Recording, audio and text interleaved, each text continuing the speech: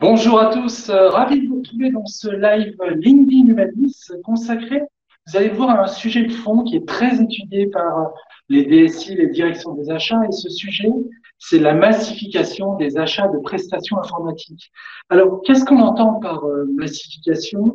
Quels bénéfices concrets peut-on en attendre?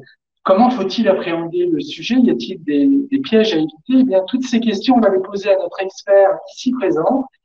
Il n'est pas bien loin, il est à côté de moi, dans la verdure, Nicolas Manac. Bonjour Nicolas. Bonjour Cyril. Donc Nicolas, tu es notre directeur des opérations pour Humanis. Et peut-être, avant de te laisser la parole, juste préciser à nos internautes, n'hésitez pas à nous poser des questions, on y répondra à la fin du live. Alors, Nicolas, pour celles et ceux qui ne te connaissent pas, ce que je te propose, c'est déjà de te présenter. Oui, alors bonjour à toutes et à tous. Je suis Nicolas Manac, je suis le directeur des opérations d'Humanis.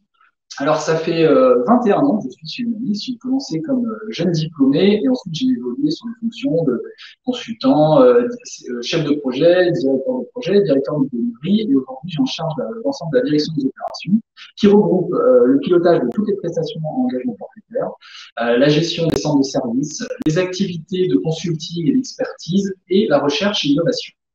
Alors, et peut-être aussi un mot sur Humanis pour celles et ceux qui ne connaissent pas encore Humanis. Que faut-il retenir? Oui, alors Humanis, c'est 3000 collaborateurs environ, un chiffre d'affaires de 235 millions d'euros, trois domaines d'expertise très importants que sont la data, le digital et les infrastructures. Une implantation qui est très française, avec on adresse beaucoup le marché français, un rayonnement aussi européen et des activités de nearshore sur Casablanca. Et je vois avec beaucoup de recrutement, donc si parmi vous, il y a des gens qui cherchent une entreprise sympathique et dynamique, Humanis recrute 1000 personnes partout en France. Alors, on va parler de notre sujet, qui est le sujet massification. Alors, je t'avouerai, Nicolas, quand tu m'as dit il faut qu'on adresse ce sujet, il est vraiment d'actualité. Moi, ça m'a un petit peu surpris parce que la massification, ça fait plus de 15 ans qu'on en entend parler avec la création des directions des achats. Donc, pourquoi décider aujourd'hui de faire un live sur la massification? Oui, alors il y a plusieurs éléments. Déjà, historiquement, sur le marché français, il y a un grand attachement de nos clients à avoir beaucoup de prestations sur site, plutôt aussi pilotées par les clients eux-mêmes dans le cadre de prestations qui sont plutôt en assistance technique unitaire. Et sur les 2 dernières années, on a vu une nette évolution de cette organisation du travail, puisque la crise Covid a obligé à une certaine réorganisation, notamment quand il a fallu mettre toutes les équipes en télétravail. Ça a ouvert un peu les possibilités concernant justement cette mise en place de modes de fonctionnement différents, d'une distance parfois plus importante entre les équipes et leurs managers. Et aujourd'hui, du coup, au travers de cette expérience d'un an et demi avec une part de télétravail significative, beaucoup de clients se disent prêts justement à franchir le pas d'activités qui soient davantage massifiées en confiant davantage d'activités à un intégrateur, mais avec plus d'engagement de la part de cet intégrateur, et puis aussi dans certains cas une volonté de pouvoir externaliser pour ne plus avoir à gérer des problématiques de flux dans les locaux, hein, déjà de réservation de locaux, mais aussi de flux dans les locaux. Et donc tout ça fait qu'aujourd'hui on a une conjoncture qui est assez propice justement pour nos clients pour mettre en place des marchés de massification avec des bénéfices qu'on va présenter un peu plus tard. Bien justement, donc on voit de plus en plus de projets de massification arriver. Alors, selon toi, pour quelles raisons aujourd'hui nos clients décident-ils d'engager ces projets de massification? J'imagine que c'est parce qu'il y a des bénéfices. Quels sont-ils? Bien sûr, Cyril. Alors, il y a effectivement divers bénéfices.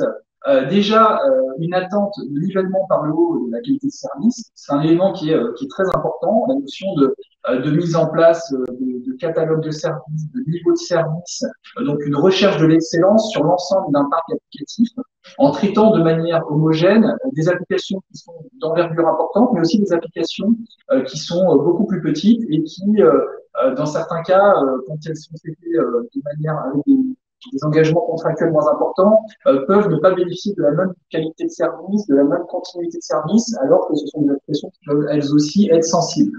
Donc il y a une vraie recherche du nivellement par le haut de la qualité de service. C'est un élément déjà très important. Ensuite, il y a la notion de simplification contractuelle. Nous sommes avec des clients qui ont, pour ceux qui font beaucoup d'APU, l'habitude de lancer beaucoup d'appels d'offres. À chaque fois, c'est un appel d'offres pour une prestation avec des documents à fournir, une validation par les achats, une négociation, enfin, une recherche des bons profils, des entretiens interfacés avec les candidats et ensuite une négociation avec le SM dont le candidat a la préférence pour ensuite contractualiser. Tout ça est souvent assez compliqué. Quand on part sur des marchés massifiés, on va être sur une démarche qui est beaucoup plus industrialisée puisqu'on va définir un cadre de travail et dans ce cadre de travail, on va pouvoir établir quel est le catalogue de services, quels sont les tarifs, quels sont les engagements de service de la part du fournisseur, notamment des engagements sur soit sur le résultat des prestations, soit sur la réactivité dans la capacité à fournir les bons profils. Et tout ça va se faire avec donc un cadre qui est suffisamment bien prédéfini pour que il n'y ait pas à chaque fois des tours internes à faire par les clients entre les opérations et les achats. Et donc tout ça fluidifie forcément beaucoup l'évolution de l'équipe et l'évolution des prestations avec soit des nouveaux collaborateurs qui rentrent, certains qui sortent, mais aussi dans le cas d'organisations plus forfaitaires, des prestations sur des applications qui rentrent, des applications qui sortent du périmètre. Et tout ça est défini contractuellement pour permettre ensuite de rendre les choses fluides, claires et plus visibles à l'avance. Troisième bénéfice, je vois l'accès à l'expertise, c'est-à-dire c'est un autre élément effectivement très important. Selon la taille des prestations, certains clients ont parfois du mal à bénéficier d'une expertise de haut niveau, or ils en ont besoin. Et le fait d'aller vers des prestations massifiées, ça permet parfois de mutualiser des experts au sein d'un contrat pour un client, ou alors de mutualiser des experts entre les différents clients ou fournisseurs. Sans se poser la question de savoir si on doit absolument le staffer à plein temps ou pas à plein temps. Ça, c'est de la responsabilité du fournisseur, donc de l'intégrateur qui est retenu. Un autre élément important sur l'expertise, c'est la notion d'innovation. J'y viendrai plus en détail tout à l'heure, mais la notion d'innovation est clé.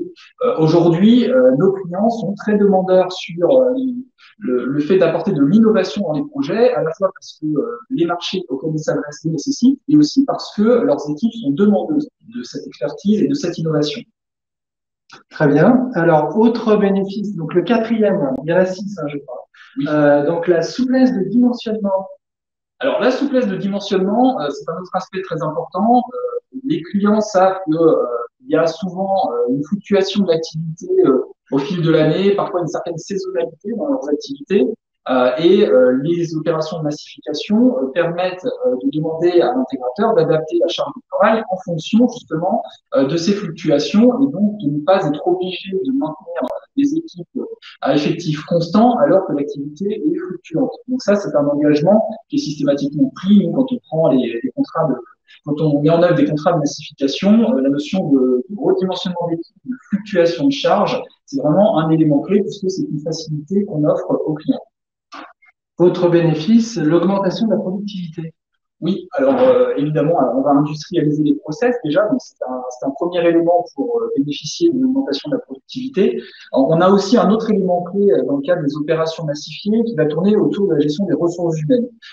Dans le cadre de prestations massifiées, les collaborateurs sont globalement plus fidèles à leur employeur, donc plus fidèles à l'intégrateur, développent un sentiment d'appartenance plus important vis-à-vis de leur employeur, vis-à-vis aussi du client pour lequel ils travaillent.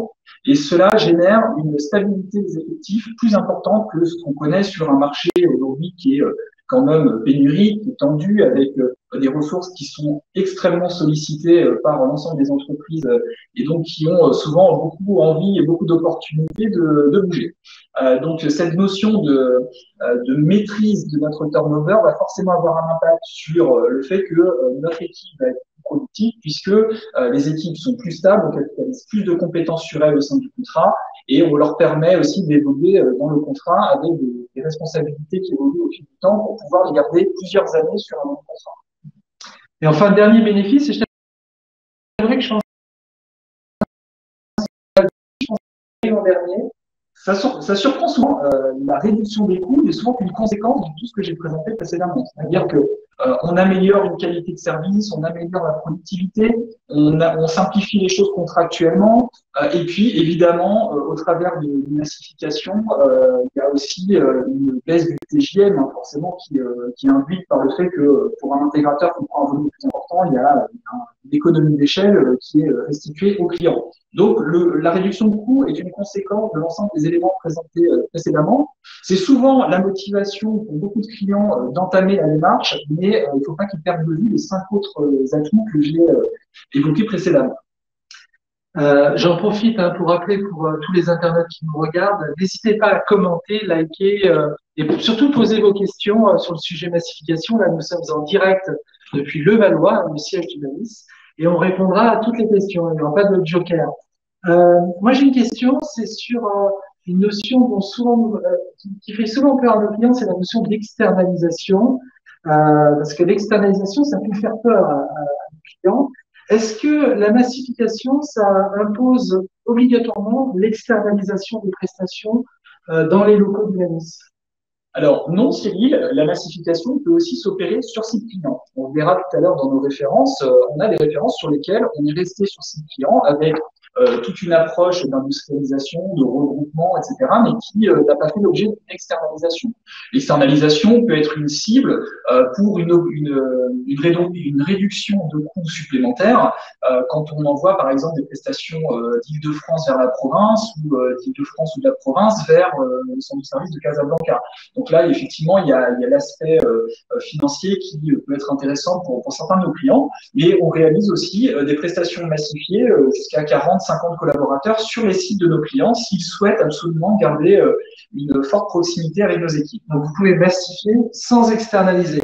Une autre question aussi qui arrive régulièrement, c'est sur la notion de forfaitisation. Est-ce que la massification, ça impose forcément une forfaitisation?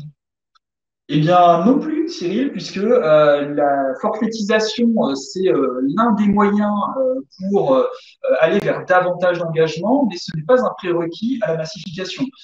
On peut très bien massifier sous forme d'assistance technique groupée, c'est-à-dire avoir un cadre dans lequel on inscrit un volume de prestations plus important, mais tout en restant avec des engagements de la part du fournisseur qui vont plutôt être sur la capacité à sourcer les bons profils, à les proposer rapidement au client, et ensuite le client va gérer opérationnellement les équipes au quotidien. Et enfin, dernière question en ce qui me concerne pour l'instant. On parle de massification. Alors, quand on dit massification, on imagine des gros volumes. Mais moi, si je suis une DSI et que j'ai peu de TP, est-ce que je peux néanmoins envisager un projet de massification? Est-ce qu'il y a une notion de volume rattachée à la massification? Alors, il n'y a pas, à notre sens, d'obligation de volume. On n'est pas sur des critères qui diraient il faut plus de X personnes pour massifier. Nous, à 5, 6, 7 personnes, on peut commencer des opérations de massification. Et on sait que ça peut intéresser certains clients, alors soit parce qu'ils n'ont pas des volumes très importants à massifier, soit parce que ils ont des volumes importants peut-être, mais ils veulent d'abord tester la démarche sur un périmètre restreint. Donc on a parfois fait des massifications sur lesquelles on a commencé avec 4, 5, 6 personnes, et une fois que le client est convaincu par le modèle, il y intègre d'autres prestations et ces contrats-là finalement finissent par grossir et atteindre des volumes plus significatifs, mais en ayant commencé sur des volumes relativement modestes. Donc, si je te suis bien, en fait, il y a plusieurs formes de massification. En fait, tout va dépendre un petit peu du contexte, de la maturité, des objectifs du client. Si je te dis, c'est à chacun son besoin, à chacun sa massification, c'est ça? C'est tout à fait ça, et c'est ce qu'on résume ici par une citation de notre directeur général, justement sur ce qui illustre le savoir-faire d'Humanis sur les opérations de massification, c'est avant tout notre capacité à individualiser la démarche. Et ce que lui résume par la démarche de massification d'Humanis n'impose ni l'externalisation, ni la forfaitisation, ni un volume minimum. Nous définissons avec nos clients le modèle qui leur convient le mieux dans une approche partenariale en apportant notre expertise et nos convictions. Et donc, ce sont vraiment des éléments importants. C'est-à-dire qu'on n'est pas là pour imposer des contraintes, on est là pour aider le client à trouver avec lui les bonnes solutions par rapport au contexte dans lequel il s'inscrit. C'est ce qui illustre la prochaine slide, je crois. Oui, alors après, le slide suivant, c'est vrai que ce qu'on voit là, c'est deux axes. Un niveau d'engagement qui peut être progressif, hein, on l'a dit, c'est pas forcément du forfait, ça peut être de l'ATU qu'on transforme en ATG, puis on va vers des catalogues de services et de la forfaitisation.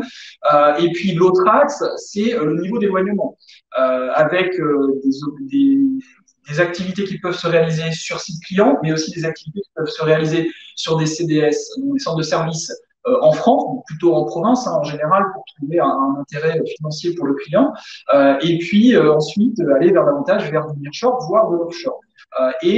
Toutes les combinaisons sont possibles. C'est-à-dire qu'on peut très bien faire du forfait sur site, on peut très bien faire de l'ATG en nearshore. Toutes ces combinaisons sont tout à fait possibles. D'accord. Quels sont, selon toi, les facteurs clés de réussite sur un projet de massification? Alors, déjà, évidemment, il y a la notion d'expertise technique, c'est-à-dire qu'il faut choisir un partenaire qui a les compétences. C'est le minimum syndical. C'est le minimum évident. C'est celui, nous, en fait, chez Humanis, nos spécialités, on les a citées tout à l'heure, hein, c'est la data, c'est le digital et c'est les infrastructures et le cloud. Donc ça, ce sont nos domaines d'expertise. On ne va pas revendiquer le fait de faire de la massification sur des choses qui n'ont rien à voir avec ça. On ne serait pas pertinent. Par contre, au-delà de ces compétences techniques, il est important de s'assurer pour un client de beaucoup d'autres aspects et notamment justement de l'équilibre qu'on doit trouver. Ça se retrouvait tout à l'heure dans la citation de Olivier Poulmy, le directeur général. C'est vraiment ce côté avoir une relation partenariale avec le client, c'est-à-dire entre le client et le fournisseur, dans une optique de gagnant-gagnant. Et donc, dans cette optique-là, on retrouve les mots-clés qui sont ici dans le nuage de mots, qui sont autour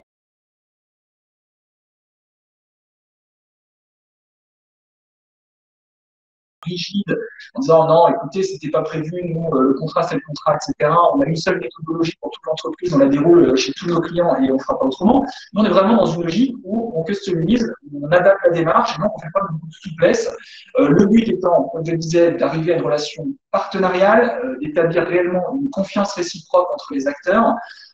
Et ce qui ne nous empêche pas, l'autre mot qui est écrit en grand au-dessus, d'avoir nos convictions. Et nos convictions vont forcément influencer la solution. Et nos convictions, c'est pas des choses qu'on va imposer, c'est plutôt des convictions qu'on va apporter au client pour orienter vers une solution qui nous paraît être le bon compromis par rapport au contexte de chaque client. Puis après,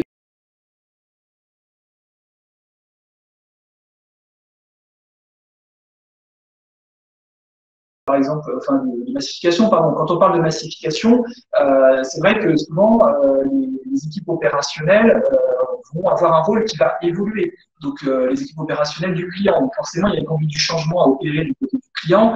De temps en temps, donc, des repositionnements à faire de certaines ressources internes. Donc, tout ça, en fait, nécessite une certaine maturité, nécessite un accompagnement au changement.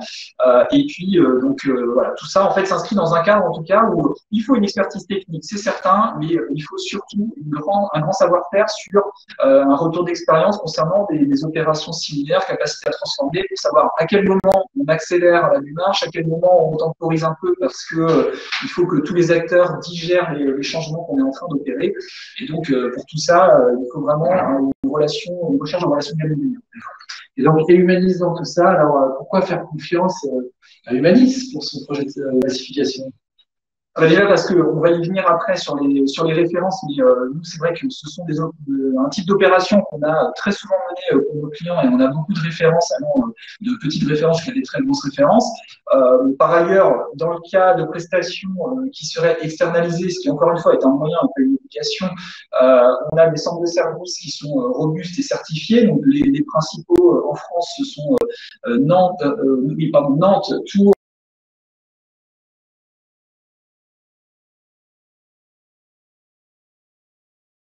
nearshore, le tout étant certifié sur les principaux standards que sont la 9001, la 14001, la 27001, et puis d'autres labels comme Econavis ou la certification Top Employer, ainsi qu'aussi celle qui est pas mentionnée ici, mais qui est le Happy Trainees, qui est sur le bien-être des jeunes qu'on intègre dans le cadre de stages ou d'alternance sur nos équipes projet.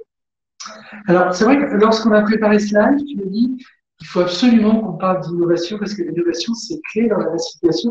Alors moi, ça m'a un peu surpris parce que, bon, tu vas me dire pourquoi. Oui, tout à fait. Alors, Donc, Humanis a fait le choix depuis plusieurs années de se doter d'une équipe de recherche et d'innovation conséquente. On a aujourd'hui une quinzaine de docteurs qui travaillent sur des programmes de recherche. Ces docteurs, ils font évidemment de la recherche qui engendre de la publication, de la participation à des colloques. On a des partenariats avec des grandes universités dans le monde entier, avec des grandes entreprises, des grands labos publics et privés dans le monde entier. Nos équipes, nos docteurs participent à beaucoup de conférences, là aussi dans le monde entier, pas seulement en France. Et puis, ce qu'on essaie aussi de mettre en place, c'est de rendre ce savoir-faire, ces travaux accessibles à nos clients. Et donc, dans le cadre des opérations de massification, mais aussi dans le cadre de la relation qu'on peut avoir plus globalement avec nos clients, nous sommes amenés à faire rencontrer nos docteurs par nos clients, à faire participer nos docteurs à certaines activités de certains projets pour apporter justement cette innovation, pour apporter cette vision sur quelle sera l'informatique de demain, quelles sont les solutions de demain. Et à titre d'exemple, on montre ici quelques grands programmes sur lesquels nous travaillons autour de thématiques sur l'intelligence artificielle, computer vision, cryptographie, cybersécurité, blockchain, data visualisation, 3D, orchestration de conteneurs, qui sont des sujets sur lesquels on n'hésite pas à partager avec nos clients les retours d'expérience de nos docteurs et on n'hésite pas non plus ces docteurs à les envoyer sur des missions d'expertise pour qu'ils puissent apporter justement une vision aux clients sur comment transformer progressivement leurs outils pour les moderniser et les adapter aux solutions qui émergent. Alors, Humanis a de nombreuses références. Massification, tu peux nous en dire plus? Oui, bien sûr. Alors, une illustration ici de référence de massification. Alors, ce n'est qu'un extrait, hein, puisque Humanis s'est positionné sur les sujets de massification depuis une quinzaine d'années. Donc, forcément, des références, on en a quand même beaucoup. Donc, ce que vous pouvez voir au travers de ce tableau, je ne l'avais pas en détail, hein, mais c'est déjà la première chose, c'est le secteur d'activité du client. On voit que on est quand même sur des secteurs d'activité qui sont très variés. Donc, ça, au-delà des compétences techniques, ça veut dire aussi qu'on a accumulé un certain nombre de compétences métiers, des compétences métiers qui sont aujourd'hui plus qu'utiles et même clés dans les projets IT. Hein. Donc, ces compétences métiers sont vraiment des choses importantes sur lesquelles on accumule de la compétence en complément des compétences techniques. Les situations d'origine, les situations actuelles montrent un peu justement les transitions entre un client qui, par exemple, était complètement en assistance technique unitaire sur site, ou des clients qui avaient déjà commencé à transformer, parfois à forfaitiser un peu, parfois à externaliser un peu, et qui ont voulu aller plus loin dans la démarche. Et puis, donc des situations actuelles, ce qu'on peut voir, c'est que la cible, c'est pas forcément un forfait externalisé. Hein. On peut voir dans certaines prestations ici, il y a des ATG qui sont sur site client, il y a du forfait qui est full externalisé, et il y a un peu tout type de situation intermédiaire avec de l'externalisation plus ou moins proche, plus ou moins loin, et encore une fois, hein, parfois tout sur site. Et puis, bon, en termes de période, surtout de date de début, ce que vous pouvez voir, c'est qu'il y a des collaborations à la dernière colonne de ce tableau qui sont quand même de longue date, de très longue date, même pour certaines. Ce sont des clients qu'on a réellement accompagnés depuis très longtemps dans la transformation de tout leur récit. Et puis des références plus récemment démarrées, puisque bien évidemment, nous sommes amenés tous les ans à accompagner de nouveaux clients justement dans ces opérations de massification. Je vois sur certaines références, la production elle est multi-site. Là, je vois, on a un client, c'est à la fois Orléans, Lyon, c'est Tours, Casablanca. Pour quelle raison? Alors, c'est souvent des choix qui sont alors, parfois liés à l'implantation des clients eux-mêmes, hein, qui, parce qu'ils ont des équipes à certains endroits, sont intéressés par nos centres de services pas très loin de leurs équipes. Parfois, c'est aussi lié au bassin d'emploi et le fait de se dire que un multisite permet de multiplier les opportunités de recruter des top collaborateurs, des personnes qui sont réellement d'un excellent niveau. Et puis donc après, la notion par exemple de province versus Casablanca, c'est souvent la complémentarité entre des profils qui peuvent faire un aller-retour dans la journée pour venir sur un site client, et puis ceux qui sont un peu plus loin et qui vont pouvoir se déplacer de manière moins facile. Mais ça se déplacer quand même quand c'est planifié. Ça ne peut pas se faire en disant tiens, demain il y a un atelier, comment est-ce qu'on fait pour faire venir les équipes? On peut le faire avec des équipes qui sont basées en province, et vraiment à Casablanca, ça nécessite 2-3 semaines de préparation, d'anticipation. Peut-être avant de prendre des questions, ce que je te propose, c'est peut-être de conclure. Toi, quel message aimerais-tu faire passer à tous les internautes? Alors, déjà que le gain n'est pas uniquement financier, on l'a vu tout à l'heure, hein, dans les 6 objectifs, le premier objectif, le dernier objectif, pardon, était l'objectif financier. Ça ne veut pas dire qu'il n'est pas important, mais il est souvent la conséquence de tous les autres. Donc, déjà, cet élément-là est important à prendre en considération. Ce n'est pas qu'une opération financière. Il faut aussi viser une amélioration de la qualité de service et globalement une simplification de beaucoup de choses pour les équipes du client. Le deuxième élément important, c'est qu'il n'y a pas de volume minimum, c'est-à-dire qu'il n'y a pas une exigence. Il ne faut pas se dire, ah oui, quand j'aurai 50 personnes à massifier, je lancerai un appel d'offres. Non, ça peut commencer sur des volumes beaucoup plus petits, à 3, 4, 5 personnes. On peut commencer ce type d'opération. Le troisième élément important, c'est sur le fait que l'externalisation n'est pas une obligation. L'externalisation, ça peut être un moyen pour faire des économies supplémentaires, mais ce n'est pas une obligation pour démarrer une démarche. Une démarche peut se démarrer 100% sur ses clients. Et puis, de la même manière, la forfaitisation n'est pas non plus une obligation. C'est un moyen, là aussi, pour obtenir davantage d'engagement d'un fournisseur tel qu'Humanis, ou qu'un autre, mais si possible Humanis. Donc, ce n'est pas en tout cas une obligation du client que de se dire directement qu'il faut forfaitiser, parce que déjà certains clients ne sont certainement pas prêts à le faire. Et puis aujourd'hui, on a dans le cadre de démarches très agiles des projets qu'il est quand même assez difficile de forfaitiser. C'est-à-dire que c'est pas impossible de forfaitiser l'agilité, mais c'est parfois un peu plus compliqué. Donc, certains clients ont envie plutôt de faire de l'agile en proximité sur site. Et dans ces cas-là, on peut aussi les accompagner sur de la massification en ATG sur site. Et au travers de ça, évidemment, comme nous avons justement cette souplesse plus les retours d'expérience, nous sommes un acteur privilégié pour contribuer à la transformation des modèles de nos clients sur l'achat de prestations de services IT pour aller vers la massification. Très bien, Nicolas. Alors, je vois là, il est 17h30, hein, nous sommes en direct, bien le 9 novembre. Ce que je te propose, c'est de répondre à des questions. Alors, je ne suis pas sûr qu'il y en ait beaucoup.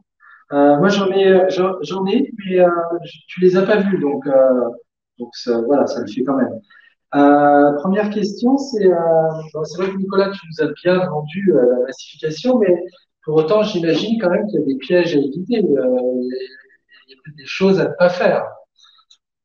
Bien sûr, alors parmi les pièges à éviter, il y a le fait de se tromper un peu d'objectif. C'est-à-dire que, comme je le disais tout à l'heure, par exemple, si on se dit il faut économiser du budget, donc on part vers la massification, oui, vous allez économiser du budget, mais il ne faut pas dire que c'est l'unique objectif, parce que dans ce genre d'opération, il faut aussi accompagner les équipes internes clients dans une transformation. Et donc forcément, leur rôle va évoluer. Et si leur rôle évolue, le client doit aussi anticiper le fait que il y a des évolutions du rôle de chacun, de la place qu'ils doivent trouver. Certains vont s'adapter, d'autres vont devoir peut-être changer de service parce qu'ils ne s'adapteront pas complètement à ces nouvelles méthodes de travail. Donc, parmi les pièges, il y a notamment le fait de sous-estimer le fait qu'il y a un accompagnement interne qui est important. Et justement, cet accompagnement, quand on est une société comme Humanis, qui a beaucoup de retours d'expérience sur des prestations de ce type en massification, c'est vrai qu'on a justement cette intuition, ces convictions pour orienter nos clients sur un modèle qui leur convient et un rythme aussi qui leur convient pour opérer cette transformation. Et si je dois vraiment mettre en avant justement un piège, c'est vraiment celui de sous-estimer la complexité de mise en œuvre et du coup, ça ne veut pas dire qu'il ne faut pas le faire, hein, j'insiste bien là-dessus, mais pour le faire, il faut vraiment se faire accompagner par des personnes qui ont l'habitude de mener ce type d'opération et pas uniquement, par exemple, une société qui arriverait avec essentiellement des compétences techniques, mais qui n'aurait pas de retour d'expérience sur la massification, parce que c'est une approche méthodologique à part entière. Y a-t-il des freins à la massification? Des freins humains, techniques Bon, pour moi, il n'y en a pas vraiment beaucoup. C'est-à-dire qu'il y a beaucoup de bénéfices à en tirer. On l'a vu tout à l'heure, hein, parce qu'encore une fois, outre les coûts, on parle de qualité de service, d'accès à l'expertise, d'innovation, de fluctuation de la taille des équipes, etc. Donc, il y a beaucoup de choses qui sont des réels atouts. Donc, il faut surtout se focaliser là-dessus et voir comment les exploiter au maximum, ces bénéfices qu'il est possible de tirer des opérations de massification.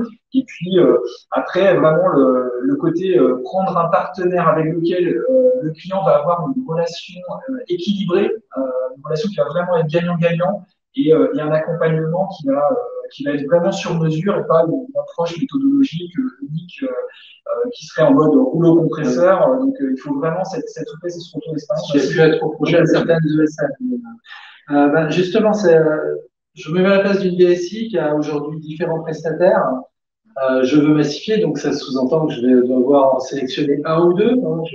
Sur quels critères dois-je faire mon choix? Alors, bon, évidemment, la compétence technique va compter. Et l'autre élément important que j'ai présenté précédemment, c'est vraiment sur lequel j'ai insisté, c'est vraiment cette notion de retour d'expérience, de rapport de force équilibré. Il faut prendre un partenaire qui va vraiment être un partenaire et pas uniquement un fournisseur de services. D'accord. J'ai une dernière question, parce qu'on est sur LinkedIn. Donc, LinkedIn, il y a souvent des candidats, des gens intéressés qui cherchent un nouveau job, un nouveau défi. Alors, est-ce que Humanis recrute? Et toi, en tant que directeur des opérations, tu es bien placé aussi, peut-être pour nous dire aujourd'hui les profils que l'on recherche? Oui, bien sûr. Alors, effectivement, on recrute beaucoup. Hein, on l'a mis dans le premier slide, hein, 1000 recrutements sur l'année. On a donc beaucoup de recrutements qui se font au travers justement de prestations forfaitisées ou alors sur de la massification ou dans nos centres de services, mais aussi en forte proximité en Île-de-France. On recherche bien évidemment des profils qui sont très orientés sur nos métiers de base, hein, qui sont nos métiers historiques, hein, la data, le digital, les infrastructures, le cloud. Donc ça, ce sont vraiment des sujets sur lesquels on recrute beaucoup, à tout niveau de seniorité. C'est aussi un élément important, c'est-à-dire que on sait prendre des personnes qui débutent, comme on sait aussi embarquer avec nous des personnes qui ont déjà acquis une première, une seconde expérience et qui ont envie de conquérir de nouveaux territoires, de faire de nouvelles découvertes dans une nouvelle entreprise. Et notamment au travers des opérations de massification, c'est un élément important en fait quand on recrute des personnes. Et je le disais tout à l'heure sur la gestion du turnover, c'est que sur ce type de prestation, on développe un sentiment d'appartenance qui est plus important que ce qu'il y a en moyenne comme attachement à une USM. Et pourquoi? Parce que ce sont des équipes qui travaillent ensemble. Nous, nos équipes qui travaillent sur des contrats massifiés, ce sont des équipes qui sont humanistes, payées par Humanis, souvent pilotées par Humanis pour des clients. Et donc, elles développent des connexions entre elles, elles développent des affinités. Et puis, au travers de ça, forcément, ça augmente le lien avec l'entreprise et ça permet d'avoir des équipes qui sont plus fidèles sur la durée. Et du coup, on a un turnover qui est nettement moins important dès qu'on a des opérations massifiées. Très bien, bien Nicolas, je te remercie très fortement pour ton implication, pour ta présentation de massification. Merci aussi à tous nos internautes. On vous donne rendez-vous, je suis en train de regarder, le 23 novembre, c'est notre prochain live. Alors, c'est sur un sujet différent, c'est comment bien rater son projet cloud. Donc, si vous êtes DSI, vous avez un projet cloud et que vous êtes à la recherche de la loose intégrale, je vous invite à regarder ce live. On vous donnera tous les bons conseils à suivre pour rater son projet cloud. Donc, bien entendu, c'est du second degré. Merci. J'espère que ce live vous aura donné les informations attendues. Et en attendant, restez connectés. À bientôt. Merci beaucoup. À bientôt.